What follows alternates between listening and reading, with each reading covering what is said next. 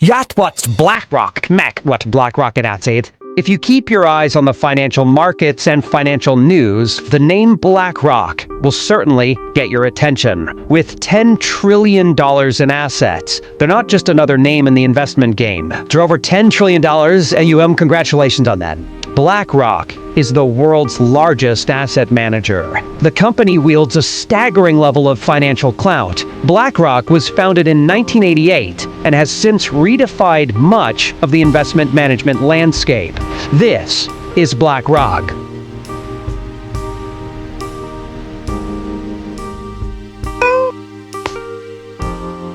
BlackRock was the revolutionary brainchild of Lawrence D. Fink. He was one of the keenest eyes for innovation in markets today, and also believes unshakably in the power of technology as a game changer. His pioneering investment strategies have set new standards for investors around the globe. The financial wizard's beginnings were humble, but his rise to the pinnacle of investment fame makes his journey nothing less than a Wall Street epic. Lawrence Douglas Fink was born on November 2, 1952, in Van Nuys, California.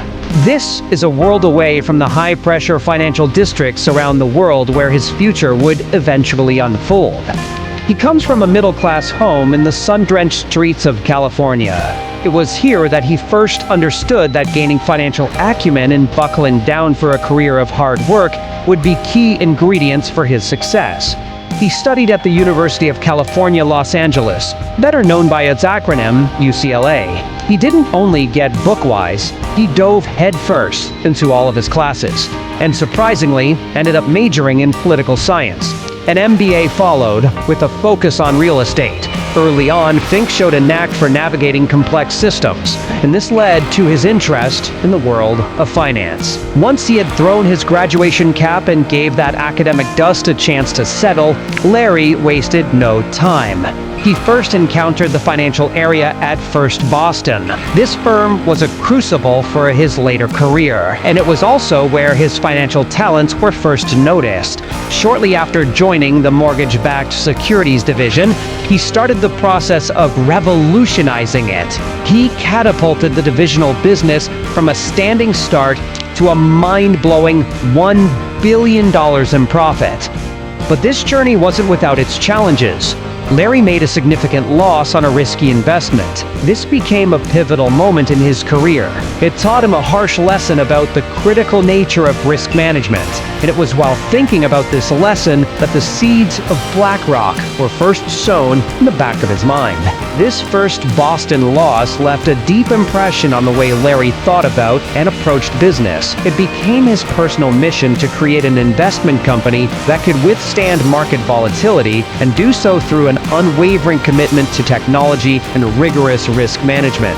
In his mind, this firm would not only react to the financial weather of the day, it would predict the storms and determine upfront how to navigate them. But the dream of establishing BlackRock was about more than just his desire to avoid mistakes of the past. He wanted to democratize investment, and he wanted to make it understandable and accessible to investors of all stripes. In Larry's mind, the company would offer an island of stability in the ever-changing ocean of finance and leverage cutting-edge technology to provide insights and analysis that were previously only available to elite investors. By now, Larry had three razor-sharp tools in his toolkit. First were the valuable lessons he learned from his early career setbacks. The second was his instinct to innovate. And the third was his ambition to create the world's largest asset management firm.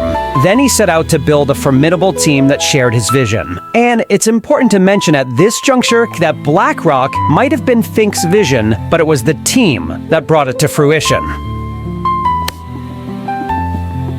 That all began in 1988. Well, officially anyway. This was not only the birth year of a colossus, but also the beginning of a revolution, sparked by Lawrence and his visionary co-founders. The financial landscape was ripe for a change. In the 1980s, there was rapid evolution happening in the global marketplace. A sharp uptick in the use of technology pointed to new ways to navigate the complexities of the market and the intricacies of investment management. Larry had experienced firsthand the consequences of insufficient risk management and was determined to build a firm that could be a bulwark against market volatility. And his magic sauce was superior risk management and an unwavering dedication to technology. But the hurdles kept appearing and multiplying. In those years, financial acumen was not enough to launch an ambitious venture like the one Larry had in mind. He needed financial backing. His conviction and the fresh approach in his proposal got the attention of Blackstone Group, and they provided Think's fledgling firm with the financial lift it needed.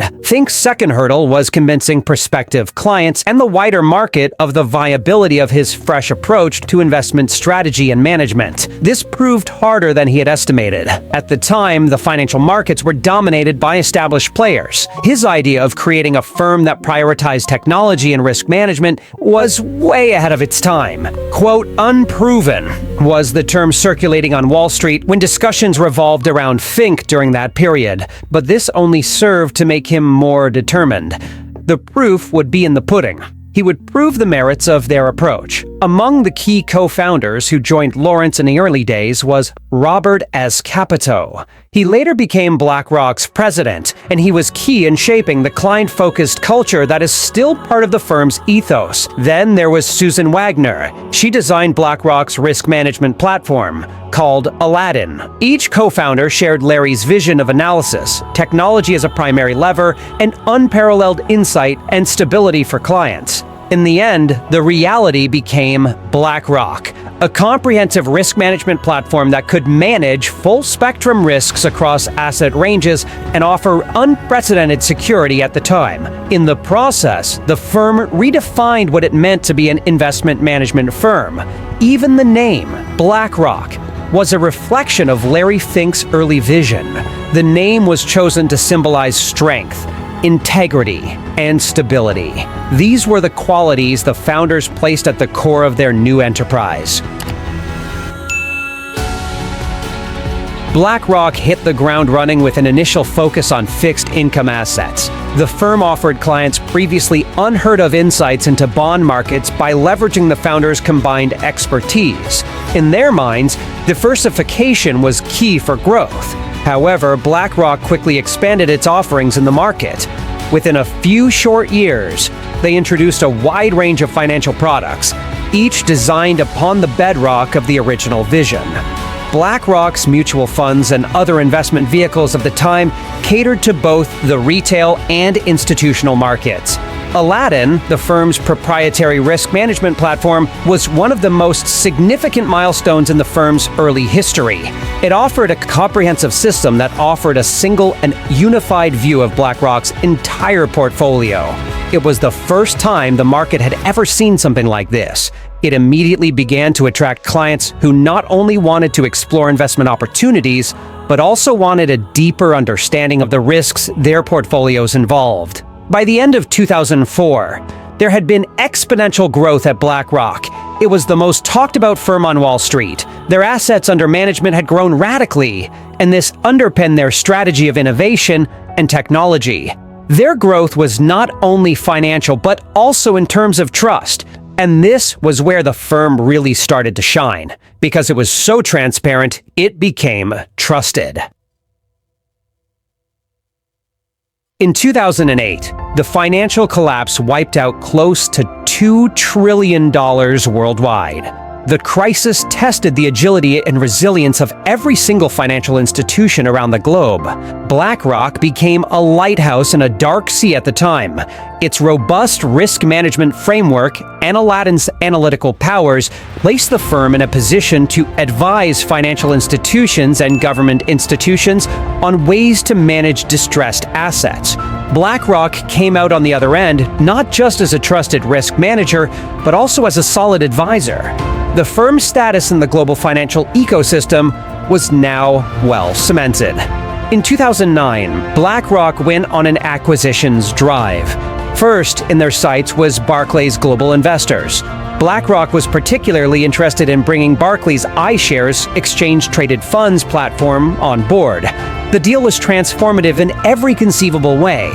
First, it was a whopping $13.5 billion.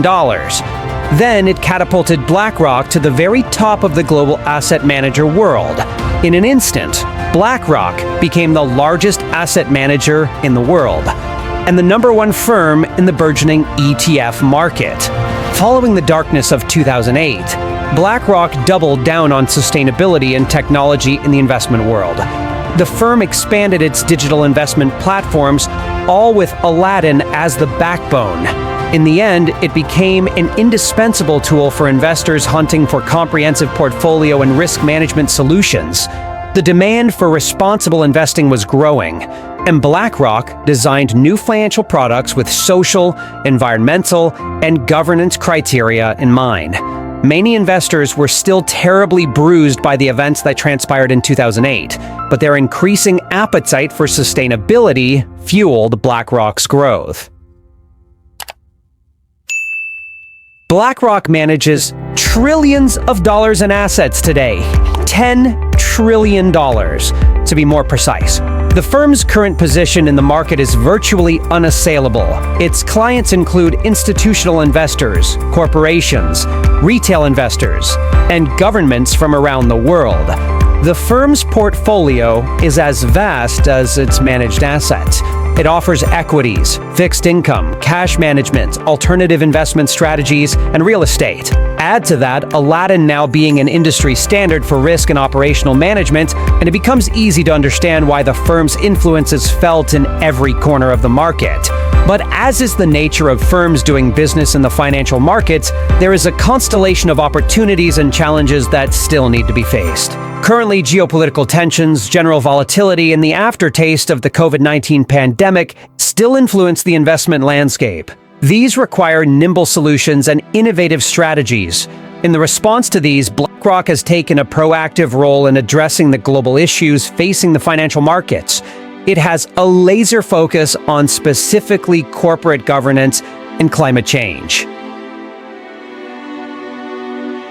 Because of its sheer size, BlackRock has come to a crossroads where it can influence the direction of corporate behavior, the broader dialogue of sustainability, and the direction of global investment. More than ever before, BlackRock's actions will resonate across investment communities and markets at large. For the firm, financial success and societal well-being are keys to the future. The BlackRock of today firmly adheres to the original vision of Lawrence Larry Fink, and while always adjusting to the markets and times, certain principles remain the bedrock of the firm's success. It is with this in mind that the firm navigates regulatory scrutiny, imperative sustainable growth, and market volatility. Before and beyond anything else, BlackRock's vision remains to achieve financial success while contributing positively to society.